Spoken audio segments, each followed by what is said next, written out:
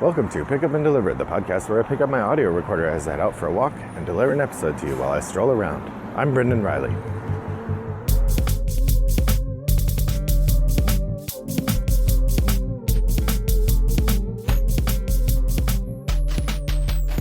Well, good morning, listeners. It is a lovely Wednesday morning here in suburban Chicago. It's very humid, as one would expect for mid-August, and it rained last night, so the ground is very wet, which means the air is muggy. Muggy is the word I was looking for. It is muggy today. I hope that you're having a lovely week. I am as well, and I'm looking forward to working on it or talking about it with you. I have played a few games, and it's been a couple episodes, so it's time for a shooting from the hip triple shot. As a reminder, the shooting from the hip triple shot is a quick impressions episode where I talk about 3 games that I have played recently for the first and second time, and I talk about my initial impressions of them and what I think of the games. I don't think of these as reviews because I haven't played the game enough to really know how it stands up to long-term review. That said, I'm happy to share my thoughts with you, and let's just jump right in. So the first of these games is, I think, the last game that I got on my Portland vacation that I hadn't played yet. And this is Agatha Christie, Death on the Cards. This is a quick sort of filler weight deduction game in which players represent a group of detectives who are visiting an Agatha Christie closed location kind of murder, like a remote mountain lodge or something like that, where the people who are at the place are the likely suspects, that the chances that someone came in from the outside and did it are very poor. And so you're trying to figure out which suspect did it, the way and where they did it and why. So the way the game works, each player has a number of cards. Actually, it's not that. You're just trying to figure out who did it. One person is the murderer, and each person has a bunch of secrets. So the idea is, on your turn, you have a bunch of cards, and you can either play an event, which does something, and there's various events that move the cards around, or you can play a set of cards, and if you have a set of matching cards, then you can make someone reveal one of their secrets. Sometimes you get to pick the secret you reveal. Other times they choose the secret themselves of which one they're going to reveal. Over the course of the game, your goal is to find the person who has the secret card that says you are the murderer. If you find that and reveal it, the game is over and the detectives win. If the game gets to the end of the deck, or if players reveal all the secrets of the players who aren't the murderer, then the murderer wins. This is an interesting little, very light game. Not entirely dissimilar from Exploding Kittens. I mean, Exploding Kittens has the bluffing element of putting the bomb back in the deck, but this one instead has these secrets. So instead of having diffuse cards, each player has secrets that sit in front of them, and there are cards that let you steal other people's secrets or move them around. So as the murderer, you have plenty of opportunities to hide. You can never get rid of the murderer secret, but pretty much anything else you can do. There's also an accomplice. The accomplice is somebody who wins if the murderer wins. It doesn't matter if the accomplice was exposed or not. So that part works pretty well, actually. It's a very light game, cute art. The main way that you reveal other people's secrets is that you play matching cards depicting a particular detective. So if you play 3 Poirot cards, then you can force someone to reveal one of their secrets. Or if you play 2 Tommy and Tuppence cards, either 2 Tommies or 2 Tuppence or a mix, you can make them reveal a card. And there are some cards that you can add on to other people's sets to make them reveal things. And I did not realize this, but Agatha Christie has a semi-magical detective character who shows up and helps other detectives sometimes. This is a detective called Harley Quinn, who has the sort of Harlequin pattern from the French Comédie dell'arte. But it's interesting to have a character named Harley Quinn, and then later, we have the comic book character. They're not the same in any way. I thought Death on the Cards was fine. We played something wrong for about half the game. We hadn't realized that you could take cards out of the discard pile as well as out of the deck. I mean, I did realize that, but I read it and then I forgot about it when it was time to introduce the game to people. So that part was not the best. Yeah, I mean, it's a pretty simple game. Like I said, about Exploding Kittens level of thing. And Exploding Kittens is easier to play and has more moments of tension, I think. But it's hard for me to evaluate because we were getting the feel for the game on the first play, and we did not play a second round right away. So I think I need to play it again to really get what I think about it. But it's an interesting game, cute art. I'm glad to have it in my collection, if nothing else, because I like mystery games, and this is a mystery game. So that's Agatha Christie, Death on the Cards. The second game I want to talk about is Awkward Guests. Awkward Guests is a game that I got from my friend Paul picked up, and we decided to play when we had a game day. We played with 5 people. It plays up to like 6 or 7, I think. The game comes with hundreds of cards that are all numbered, and when you go to play the game, you get a scenario, and the scenario tells you which cards to use. You go through and build a deck of cards, and then use those cards to play the game. Basically, the way the game works is you are trading information with other players in ways similar to Clue, but it's a pretty neat mechanism. So there's a bunch of suspects, there's a bunch of weapons, there's a bunch of locations, and what you're trying to do is get the suspect and the weapon. That's all you need. The location doesn't matter as much as a thing you declare. The way the game works on your turn, when you want to ask for information, you ask the group for information relating to a particular person. And every card has some bit of information on it, and it has who and what and where that, or who and where that information relates to.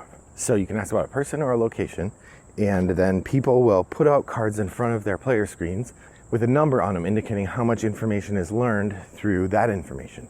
Then you as the asker of questions can buy that information from them by giving them cards of an equal value. So if I put out 2 1 cards, I would put a 2 on it, and then you could give me either 2 1s or a 2 in trade for those cards I put out. And then each player has a page that allows them to track the information being tracked, and basically you go until on your turn. If you feel like you know the answer, you can make a guess or make an accusation.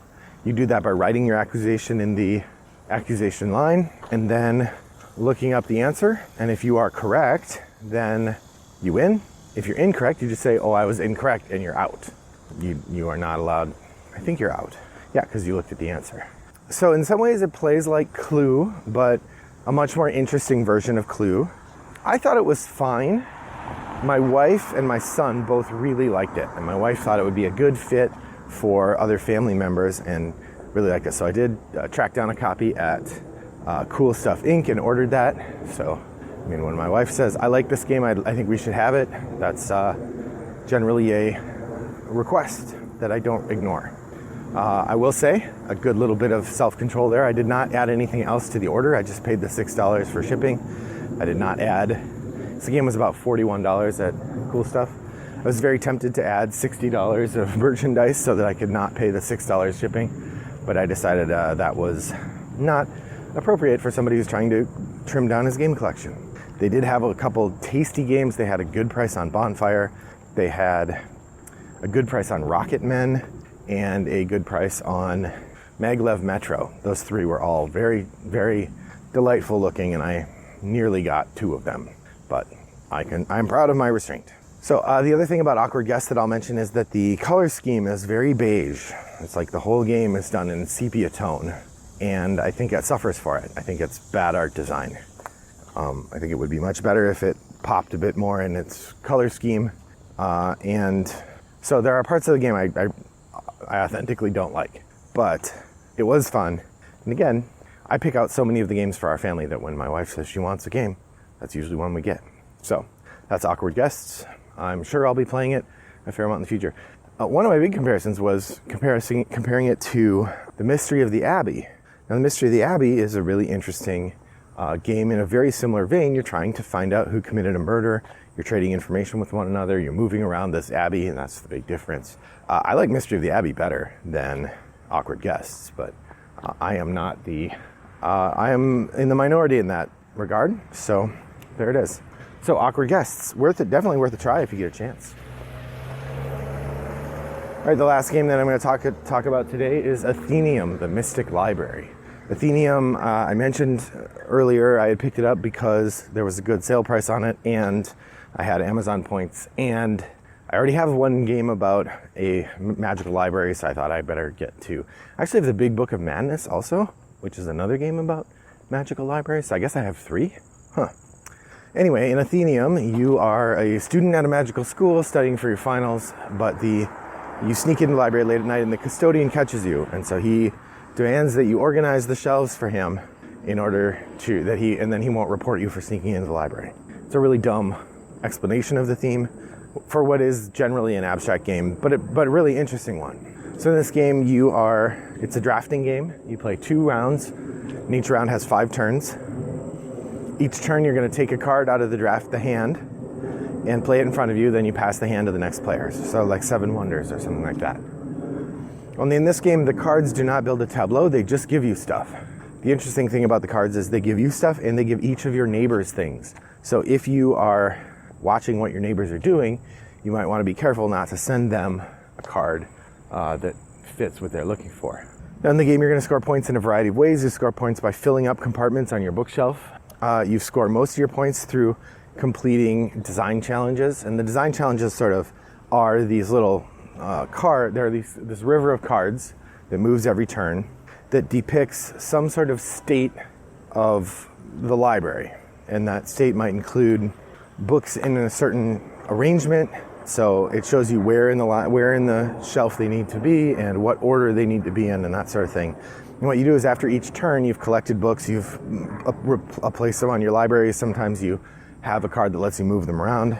After you've completed whatever the card told you, then you can, if you have a wand, put it on one of the cards or multiple cards that you scored. So the idea is you're gaining points by putting wands on these cards. So then you also have to manage your wand supply. You start with only 2. There are 6 for each player in the game. You can never have more than 6 in your supply. But when you use a wand, then it goes back to the reserve, and you have to get it back using one of the card actions. You also get to do card actions using these spiders. Whenever you fill up a bookshelf, you capture a spider, and you can use that to do card actions. It's a nice little thinky game, a bit of a brain burner if you're trying to accomplish as many goals as you can. It does require that you keep track of a lot of different moving parts in terms of your supply of wands, and how long the goals are going to be there. I had at least one occasion where I was aiming for a goal and I hadn't really thought it through, and it moved off the board in the turn before I was going to score it. So you definitely want to be careful with that. I don't know whether I like this game better or less than Ex Libris. Honestly, they're probably about the same. They're very different. Ex Libris has individual player powers, which make the game feel a little asynchronous, and I like the worker placement aspect of that game. But Athenium plays a bit snappier, and I love the unpleasant choice of having to give something to your opponents on your right and left. So definitely worth checking out. I'll definitely be playing it again. I'd be interested to know how this game is for colorblind people, because the game palette is very muted. It's like green, teal, turquoise, and purple, or green, teal, purple, black, and pink. Green, teal, purple, black, and pink. So it feels like it would not be ideal if you have trouble discerning different colors. But what do I know? All right, well, that is about it for me. Those are the 3 new games I've tried recently. Have you tried any of these games? What do you think of them? Head over to BoardGameGeekGuild3269 and let me know. You could always email me, brendan@rattleboxgames.com, or send me a message on BoardGameGeek. Wombat929 is my username there. Thanks for joining me today. I hope that your next walk is as pleasant as mine was. Bye-bye.